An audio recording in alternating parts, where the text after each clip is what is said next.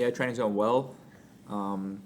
It's obviously been a bit of a different week after the result against Seattle, but we kind of turned that page now, reflected on it enough, and looking forward to a good Chicago side who probably should have more points than what they deserve.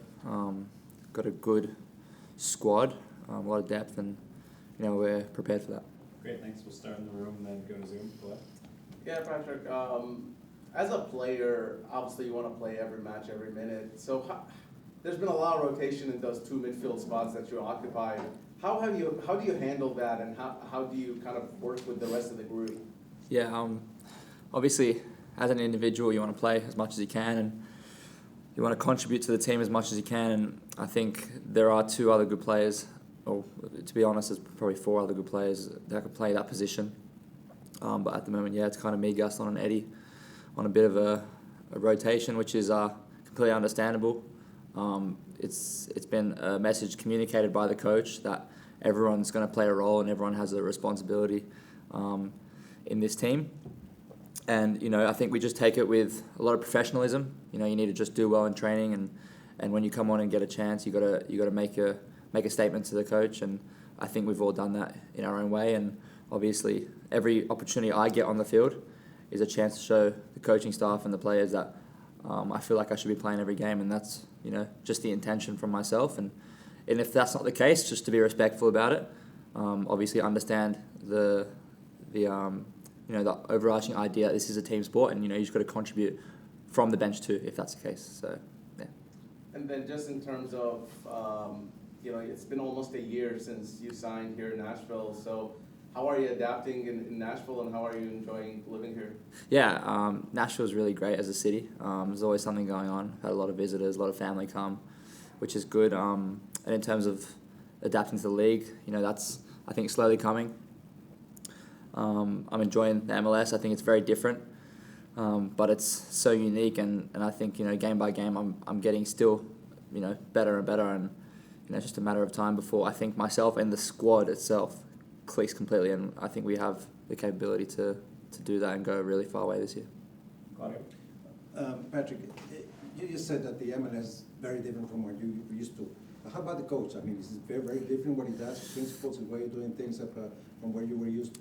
I think every coach is different. Every coach is unique, and BJ obviously has his own philosophy on the game and the way he sees things. And I think personally I connect with him very well in the way we both see the game. So I think in terms of his approach, it's very democratic. We like to all get involved. We like to all be free to kind of speak our opinion, and it's a very constructive place. So I think from what I'm used to, it's of course different. It's always going to be different, but it's something that I really enjoy. Now, when it comes to when you compare, I don't know if you can do that because they're different teams, different environments, and everything. You have a game like the one in Philly, the game the first half in Charlotte, and then the first half in Seattle. It looks like there's a different team playing all the time. It's just because of the rival, or you think there's something that the team needs to do to keep that in a more level way? Yeah, I think going into the Philly game, we approached it very maturely. We knew it wasn't going to be a game we're gonna dominate with the ball. It's an away game. Philly have a good atmosphere, and I think going into the Charlotte game was a similar approach, but they allowed us to play a lot more free, and you saw obviously their reaction in the second half when they kind of stepped up the press and the atmosphere kind of got the better to us. And then obviously the Seattle game was just not ideal and not what we want to do in terms of a mentality point of view. So I think obviously our intentions in terms of how we want to play are always the same. We want to be the same team, but it's just a matter of getting our mindset right for each occasion. And when we go away, it's very different. So I think we just need to be more consistent with our mindset going away from home and making sure that we execute that part of the game. Patrick, how, depending on who you're paired with, if it's Gaston, if it's Eddie, how does your approach change? Is there a shift in, okay, I'm going to do this differently because I'm with this guy? Not really, no. Obviously, I want to play true to myself, and I don't want to have to adjust because there's another player there. And obviously, they're both very talented players, so that kind of allows me to be more of myself than it does having to adjust, because I know I can rely on them and I know I can trust them. So yeah, honestly, whoever I'm paired with, whoever the coaching staff selects, there's just that complete trust in each other that we've developed, in pre-season and on the training pitch, that we can be more of ourselves and bring the qualities that we have to the game. For you, I know it's a couple months away, but how important is it for you to get a run of games looking at World Cup qualifying? Yeah, obviously I've had a bit of a national team taste last season, and that's, on my bucket list too, to be included in the World Cup, and one of the reasons why I kind of came to the MLS, because it'll help me facilitate that a lot better, and to have a good run of games and be playing well. I think that's the most important thing. There's a difference between just playing and playing well. That'll give me every opportunity to be able to be selected for the national team and contribute to qualification 1, and then going into next year, I think if we can be on a team and a winning team, which is what we're capable to do, that's also going to help my chances being selected there. We're going to Ben on Zoom. Yeah, hey, Patrick. I think it's probably widely accepted that Seattle are one of the best teams in MLS over the last decade. I'm just curious if you noticed anything that they did differently playing against them, or if there was anything that stood out just about how they approached the game. I think, Seattle were a good team, and I think we're also a good team. So, in that perspective, I don't think the scoreline reflects our quality.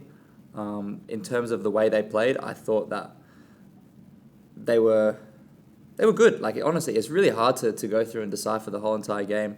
What they did tactically, they kind of had a lot of bodies in the midfield.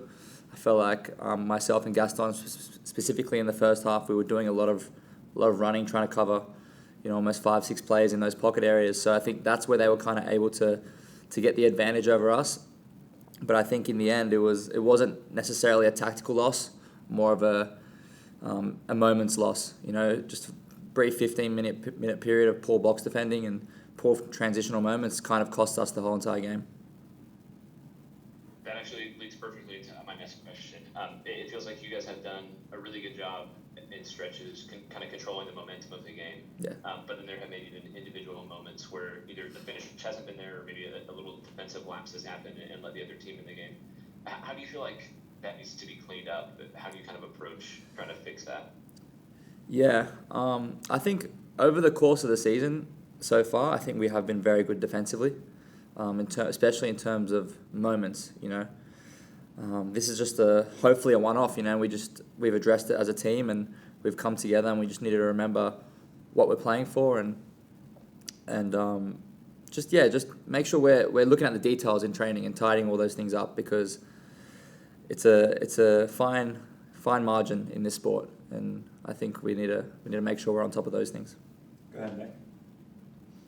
Patrick, obviously Walker's in the concussion protocol, but as for you as a midfielder, when it comes from transitioning to, getting the ball, receiving it from the defender, going into the midfield and transitioning to the offensive side of the ball, how has that been, I guess, a challenge for you? Because if you're either paired with Gaston Brugman or Eddie Tex after whoever, it seems like you got a bunch of different puzzle pieces you got to connect in your head in the middle of the game. Yeah, obviously, having Walker is very important. He's our leader, he's our captain, he's also a really good communicator. So that kind of gives us a little bit more confidence in transitioning when we can and can't go.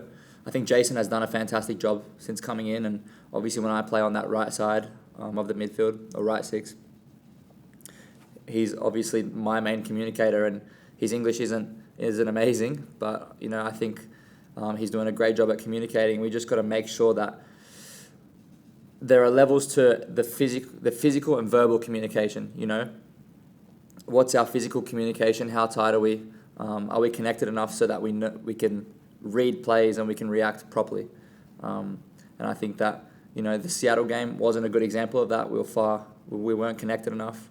But then if you look at other games like the Portland game, I think the first half of the Charlotte game, there have been moments where verbal communication isn't as important.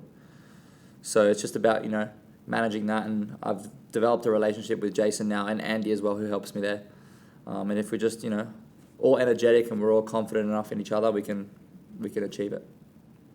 I guess in the short amount of time, what have you and Jason, tried to create a better chemistry with what it is, if it is communication and so forth? What have you guys worked on between last game into this one? Yeah, I think it's just little key words, left, right, up, step, hold, those things go a long way. I obviously I'm responsible for my own job. He's not responsible for where I go and everything I do. But if he can help me out the slightest bit, which he has been doing, he's doing an amazing job. So yeah. Last one for me, Patrick. Obviously, when you came to Nashville, you had the celebration. Josh had a Bar's little foxtrot. He made the move from Canterbury to Paramount in this past offseason. You have a new celebration. You're going to stick with the same one? Nah, I'm going to have to get rid of that one because I'm a Doggies fan, which is a Canterbury Bulldogs. So that one's out. Crichton somewhere in the mix? Yeah, maybe, something like that. Appreciate it. No Go ahead, worries. Tony. Patrick, just very quickly, with the time difference, your games should be on Apple kind of in a favourable time for folks back in Australia to watch you. Just keen on do you have a regular group of viewers who are watching on Apple? And is there anywhere we can shout out any particular places that might be tuned in that we can give a mention to in the broadcast, or even if it's just friends and family watching at their homes? Yeah, my family are always watching. My friends are always watching from their homes because it's a Sunday morning and they don't have work. So, that's usually the local spot, just at their homes, just chilling out with a coffee. So, yeah. Where particularly is it outside Sydney? Southwest Sydney. You can say that. Okay. Southwest Sydney, yeah.